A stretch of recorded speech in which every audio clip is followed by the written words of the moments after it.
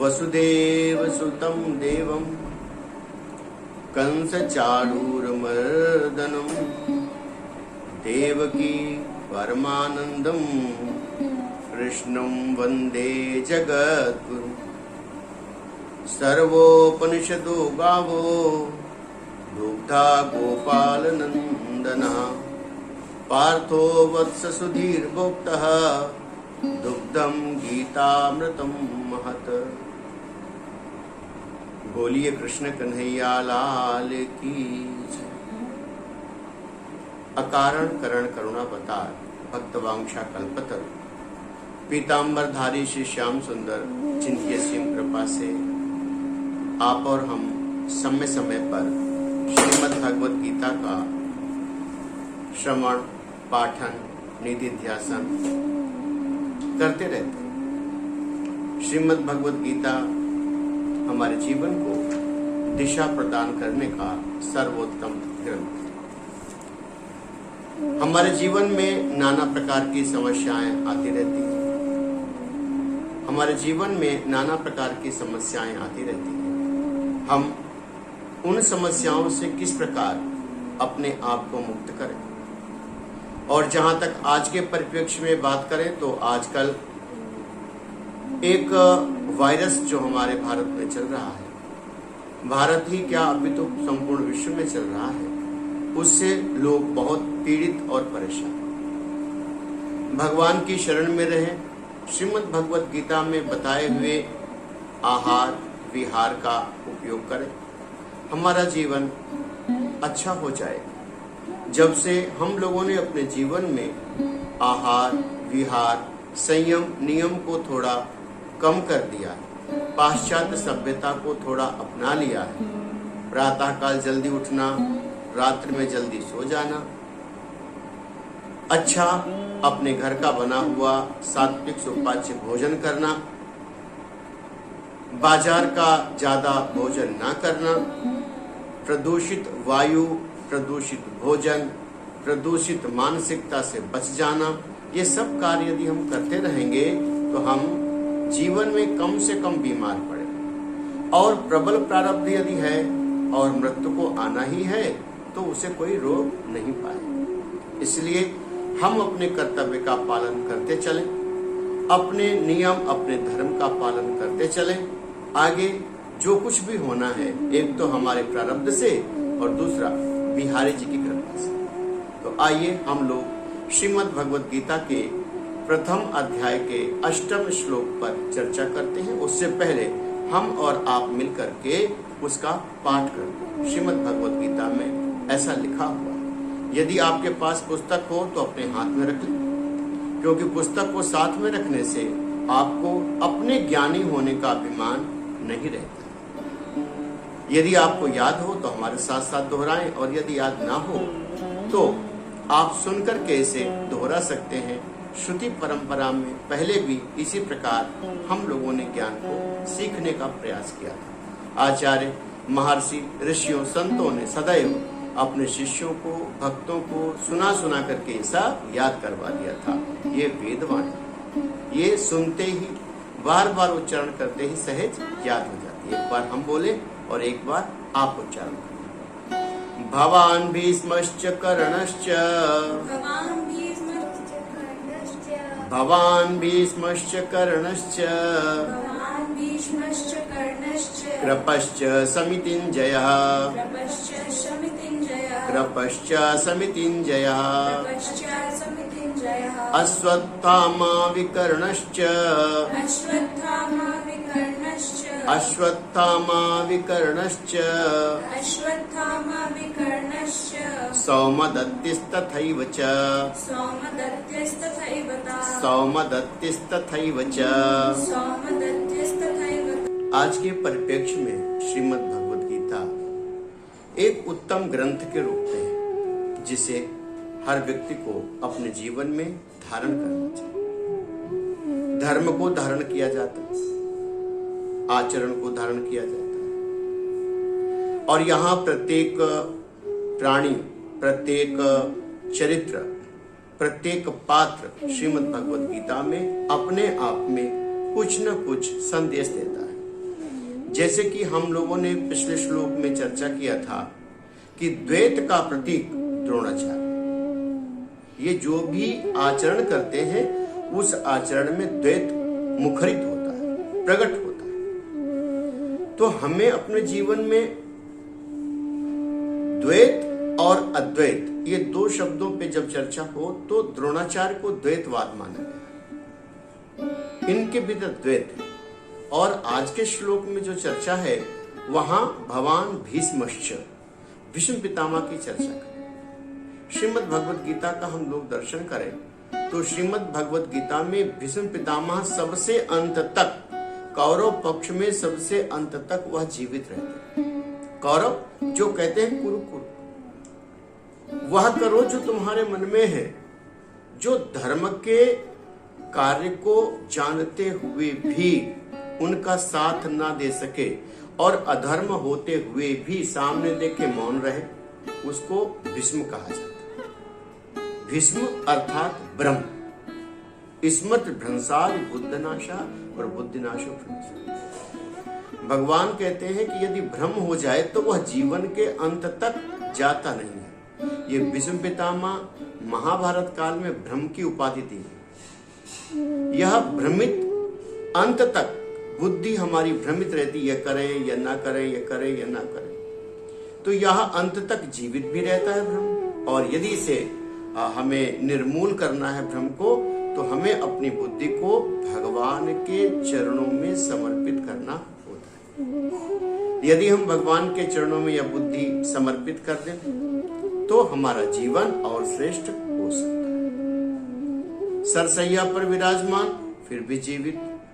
तो यहाँ जो कुछ कर्म हम ठीक कर रहे हैं, देखो जैसे किसी ने कहा आपसे कि आप दान करो, तो आपने दान किया, बहुत बढ़िया बात है। किसी ने कहा पुण्य करो, आपने पुण्य किया, बहुत अच्छी बात है।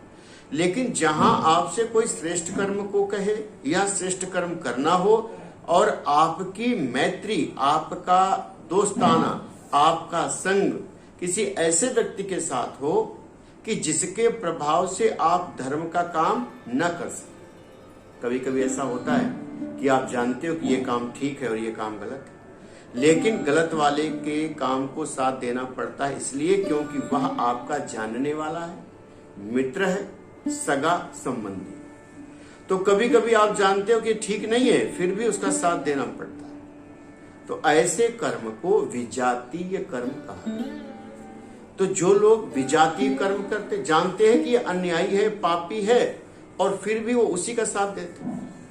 जो जानकर भी अन्यायी का, पापी का साथ देते हैं और धर्म के ऊपर खिन्नता से, ग्लानि से, लोभ से या विषम परिस्थितियों में की गई सहायता के एहसान के बदले जब व्यक्ति अधर्म का साथ देता है और वह अधर्म का साथ देते हुए अपने मन की, अपने आत्मा की बात को ठीक से सुनते हुए भी वो कर नहीं पाता, अधर्म का साथ देता है, ऐसे जीव को महाभारत में श्रीमद् भगवद गीता में कर्ण कहा गया।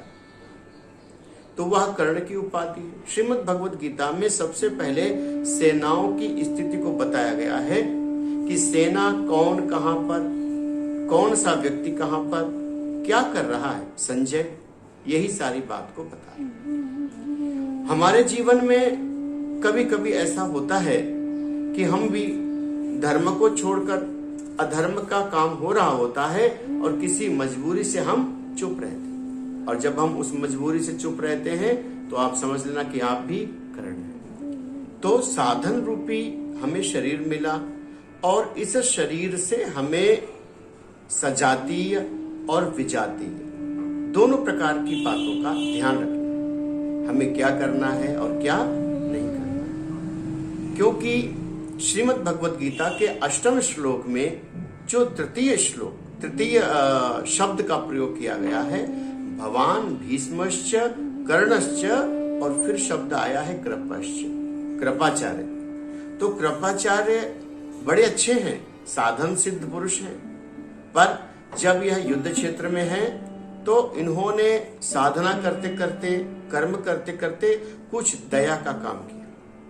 और जब युद्ध क्षेत्र में जब सामने वाला कोई छल कर रहा हो, कोई दुख देने का प्रयास कर रहा हो, और उस समय यदि जीव दया करता है तो वह दुख उठाता है। मां सीता ने रावण के ऊपर दया किया और वह दान देने के लिए आगे बढ़ी तो उन्हें दुख उठाना पड़ा। बहुत से लोग ऐसे भरे पड़े हैं, लंका में उनको प्रायश्चित करना पड़ा। जब विश्वामित्र ने दया किया तो उन्हें पतित होना पड़ा।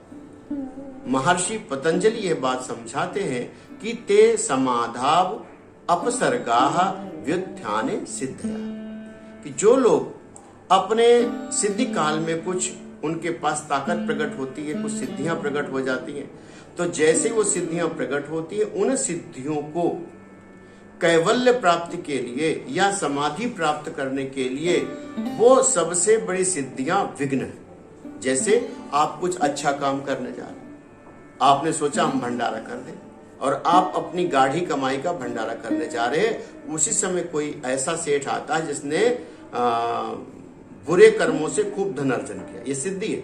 वो आकर के आपको ढेर सारा धन देता है कि महाराज जी, हे भक्त जी, आप इससे भंडारा करें। जैसे वो ये कहता है तो आप समझ लेना कि ये विघ्न, ये सिद्धि में आप जो करने जा रहे थे, तो वो उस विघ्न के कारण से वह आपके पास आए। तो हमें क्या करना है?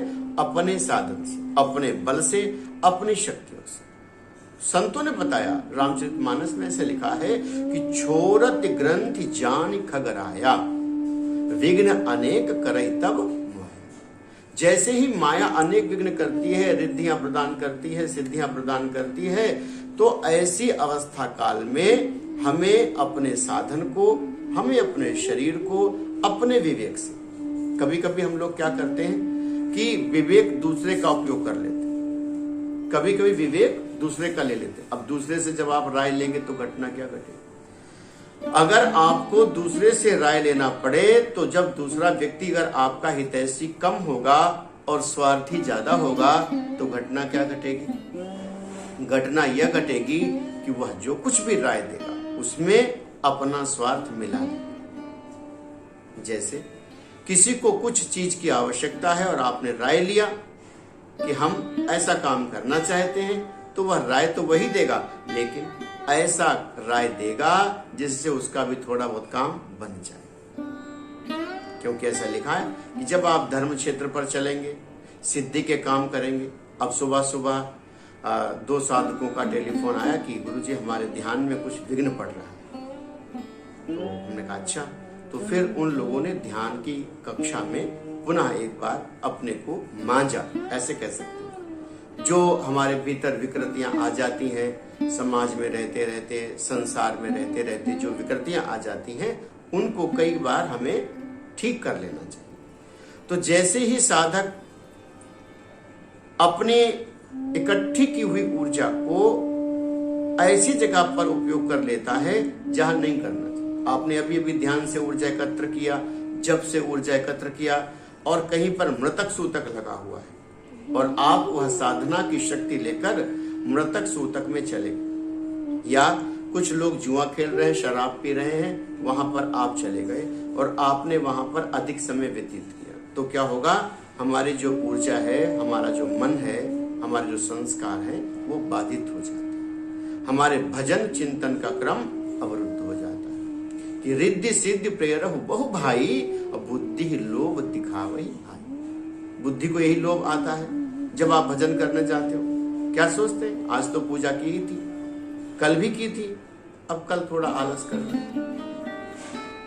यह बुद्धि आपको बार बार लोभ में डालती। तो हमें अपने जीवन में दया बिनु संत कसाई, दया करी तो आफत आई। दया धर्म का मूल है, बहुत अच्छी बात है, पर दया कैसे करना है? एक साधु महात्मा थे, तो वो साधु महात्मा भजन कर रहे थे, माला। उसी समय उनके सामने से एक गाय गुजरी, और जैसे ही गाय गुजरी, पीछे से एक आदमी तलवार हाथ में लिए हुए चला आ रहा था। महात्मा से पूछा कि हे महापुरुष, तुमने गाय देखी है क्या? अब महात्मा अगर सत्य बोले तो गाय मरे, झूठ बोले तो व्रत खंडित हो। तो उन्होंने भगवान का ध्यान किया, भगवान ने प्रेरणा दी कि इस समय इस कसाई पर दया करने वाला नहीं है, इस समय उस गाय पर दया करने वाला है। तो महात्मा ने कहा गाय इधर गई थी, बता दिया इधर, गाय के प्राण की रक्षा। तो हमें दया भी कब करनी है यह भी विचार करना, ये प्रभु कृपा है। आप भगवान से हर बात पूछने लग जाओ। कभी कभी हम लोग भगवान से राय ले लेते कि ऐसा करें कि ना करें, ऐसा करें। हर काम, आप भोजन करने जा रहे हैं तो भी दिन का क्रम यहां से शुरू होना चाहिए। मैंने कई बार आप लोगों को बताया, प्रातः काल उठ करके हमें प्रार्थना, सबसे पहला काम है प्रार्थना करना। सुबह उठे तो प्रार्थना करें कि हे प्रभु, आपने यह दिन दिया, आपने नया जीवन जिया, आपको बहुत बहुत साधुवाद, धन्यवाद प्रभु कि आपने हमें यह दिन दिया। फिर जब भोजन मिले तो धन्यवाद कि आपने हमें भोजन दिया, कुछ सेवा करने का अवसर मिले तो धन्यवाद कि आपने सेवा करने का अवसर दिया, कुछ आपको अर्थोपार्जन हो तो धन्यवाद कि हे प्रभु आपने हमें अर्थोपार्जन दिया, आपकी बड़ी कृपा है।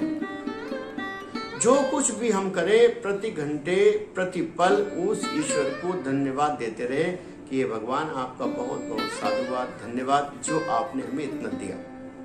इससे क्या होगा, जब हम भगवान को बार बार धन्यवाद देंगे तो हमें हर 20 मिनट 30 मिनट आधे घंटे में भगवान की याद आ जाए। और भगवान की याद करना या स्वयं की जागृति रखना, ये दोनों वर्तमान में आपका ध्यान का द्योतक है। बहुत से साधकों का फोन आता है, कहते हैं कि महाराज जी हम ध्यान तो बहुत करते हैं पर हमारा ध्यान ठीक नहीं होता। तो ध्यान को हमें पल प्रतिपल करना है। अगले पल हमें क्या करना है, अब हम सोने जा रहे हैं तो सोकर के कितने बजे उठेंगे यह भी हमारे ध्यान में होना चाहिए। सोकर के कितने बजे उठें, कई लोग सोने जाते हैं तो यह निश्चित नहीं करते कितने बजे उठें। आपको पल पल का निर्धारण करना, यानी हम पल पल को जानते रहे। हमें जानना है किस पर गुस्सा करनी है और किसे प्रेम करना है। हमें यह भी जानना है कि अब हमें लोभ आ रहा है तो लोभ हमें सता रहा है। हमें यह भी पता है कि ईर्ष्या आ रही है, अब ईर्ष्या हमें सता रही। ये सब जो जानने की विधि है इसी को ध्यान कर। किससे नहीं होगा, ये भीष्म पितामह से नहीं होगा, ये कृपाचार्य से हो जाएगा, द्रोणाचार्य से नहीं होगा, कर्ण से नहीं होगा, क्योंकि कर्ण की बुद्धि में भेद। कर्ण ने दुर्योधन का साथ, कर्ण बहुत अच्छा पात्र है, भगवान उन्हें बहुत प्रेम करते हैं, दानी भी है, पर उसका दोष इतना ही है कि वह दुर्योधन से उसकी मैत्री है। आपकी मैत्री किसके साथ, आपकी उठक बैठक किसके साथ है, इससे आपका सामाजिक वर्गीकरण होता है। समाज में कोई आदमी तिरस्कृत हो, जिसे समाज पसंद नहीं करता, और आप दिन भर उसी के साथ घूमते हैं, उसी की संगति करते हैं, तो समाज ये सोच लेगा कि आप जैसी संगति करते हो वैसे ही आप खुद हो। तो इसलिए हमें संतों ने बताया है कि यद्यपि शुद्धम लोक विरुद्धम ना करणीयम ना करणीयम ना करणीयम। यद्यपि शुद्धम, यद्यपि सही है। हाँ, आपकी बोतल में गंगा जल भरा हुआ है और आप गंगा जल पीने जा रहे हो, तो गंगा जल पीने जा रहे हैं लेकिन स्थान गलत है। आपने शराब की दुकान के बाहर गंगा जल बोतल में भरा हुआ अपने झोले से निकाला और गिलास में डाला, पीना प्रारंभ कर दिया, तो लोग क्या कहेंगे, शराब पी रहा था। एक चाट का ठेला खड़ा हुआ है और एक अंडे वाला ठेला खड़ा जो ऑमलेट बनाता है, और अंडे वाला ठेला के पास खड़े होकर आप चाट को पत्ते में लेकर खाना शुरू कर देंगे तो लोग क्या कहेंगे, अंडा खा। जुआ खेल रहे हैं लोग, आप केवल ताली बजा रहे हैं, वहां पर खड़े हुए हैं।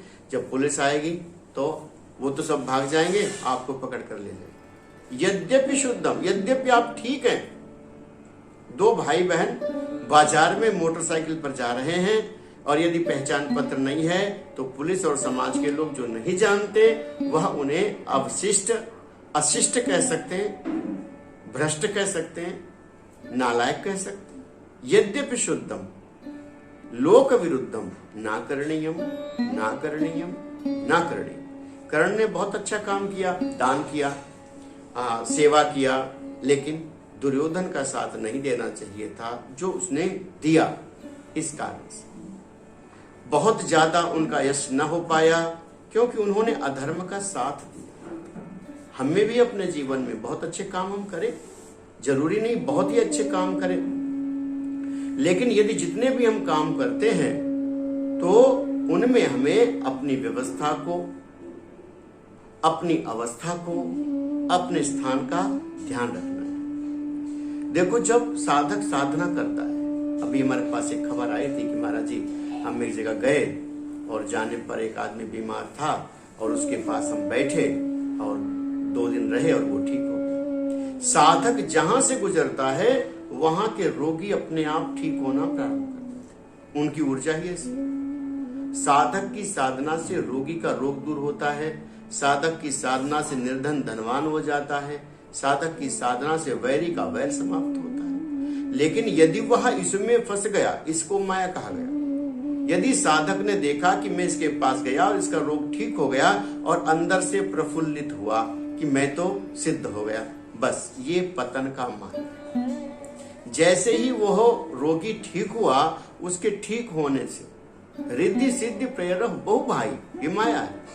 बुद्धि लोभ दिखावे भाई, तो यह आपको बार बार इसी में फंसाती है। फिर क्या होता, आपका शरीर शिथिल हो जाता है, बीमार हो जाता है, आप परेशान होते हैं। ऐसे परेशान होते होते आपका जीवन निकल जाता है।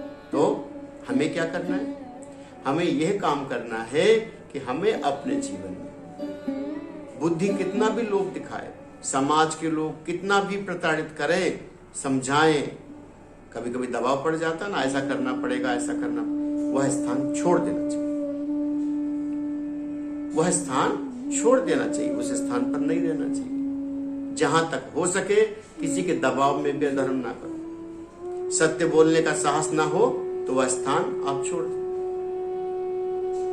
हमें अपने जीवन में श्रीमद् भगवत गीता के निर्देश अनुसार चलने का मन बनाना चाहिए। जरूरी है कि हम अपने जीवन में धर्म का रास्ता लें, और यदि हम धर्म के रास्ते पर नहीं चल पा रहे हैं, कोई सुविधा आ रही है, तो उस स्थान को हम छोड़ दें। तो इस प्रकार हमें हर चीज, हर पात्र का, श्रीमद् भगवत गीता कहती है, हर पात्र का हमें सम्यक विवेचन करना चाहिए। अगले पात्र का नाम लिखा है अश्वत्थामा।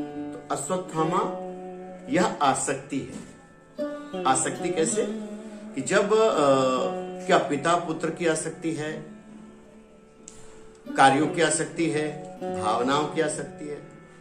जैसे ही अश्वत्थामा ने अपने युद्ध क्षेत्र में अपना कौशल दिखाया तो अर्जुन, भीमसेन और भगवान को समझ में आया कि आज द्रोणाचार्य को मारना बहुत जरूरी है।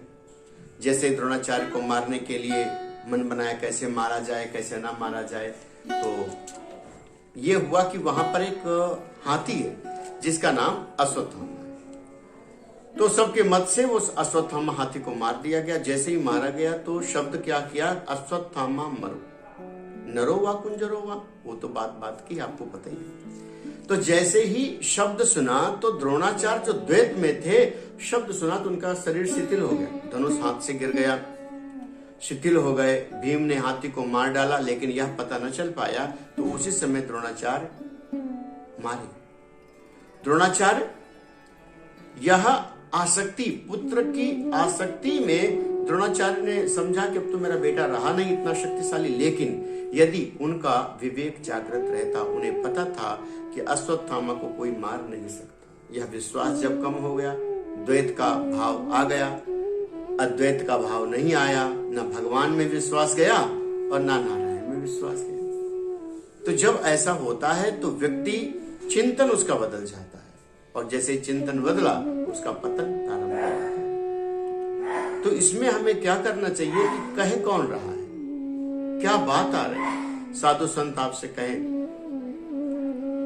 साधु संत आपसे बात कहें, आपको आशीर्वाद दें, तो आप उनकी बात पर विश्वास करें। सारा समाज जय हो जय हो जय हो इस प्रकार करता रहे, सारा समाज आपकी प्रशंसा में लगा रहे, ऐसा हो जाएगा वैसा हो जाएगा, नहीं होगा। लेकिन एक बार भगवान श्री राम प्रकट होकर, भगवान श्री राम, भगवान श्री कृष्ण प्रकट होकर आपसे कहें कि बेटा ऐसा हो जाएगा, और पूरा विश्व आपके विरोध में हो, कहे ऐसा नहीं होगा ऐसा नहीं होगा, वो घटना घट जाए। संसार पुष्प की वृष्टि करे, फूल बरसावे, जय हो करे, लेकिन उसका कोई मोल नहीं।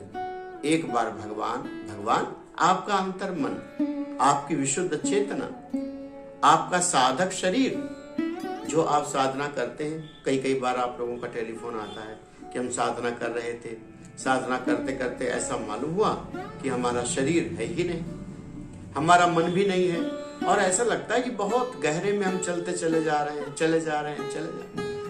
जहां तक हम गहरे में चलते चले जा रहे हैं, जहां तक हमारा मन संसार से अलग हो रहा है, बस आप उसी स्थान पर परमात्मा निवास करता है। इस बात को जब आपका मन क्रोध करने को ना करे, जब आपका मन किसी से ईर्ष्या करने को ना करे, तो आप समझ लेना कि आप भगवान के एकदम निकट। वैसे निकट तो दुर्योधन भी था, लेकिन हृदय से निकट नहीं था।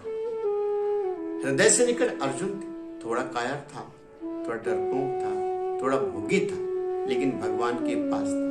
अगर भगवान ने कह दिया कि अर्जुन ऐसा काम करना है, तो कर लेता था।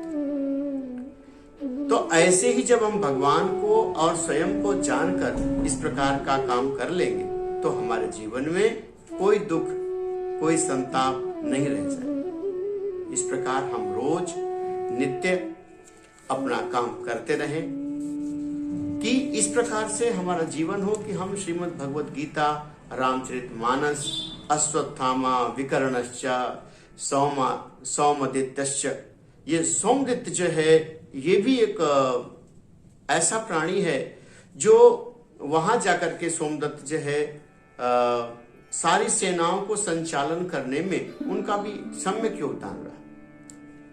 अगर ये सब लोग मिलकर के अच्छा आचरण करते तो निश्चित वो युद्ध जीत जाते, लेकिन उनका जो नायक है, एक तो धृतराष्ट्र और दूसरा दुर्योधन, ये दोनों कर्म से, मन से, चित्त से ठीक नहीं थे। कोई ऐसी बात नहीं, आप भी अपने कर्मों को ठीक रखें, प्रातः काल जल्दी उठें, उठ करके प्रार्थना करें कि हे प्रभु, आपने जो जीवन दिया हमें सबसे सुंदर सोपान है, और मैं एक नित्य शुद्ध आत्मा हूं, आपका ही अंश हूं।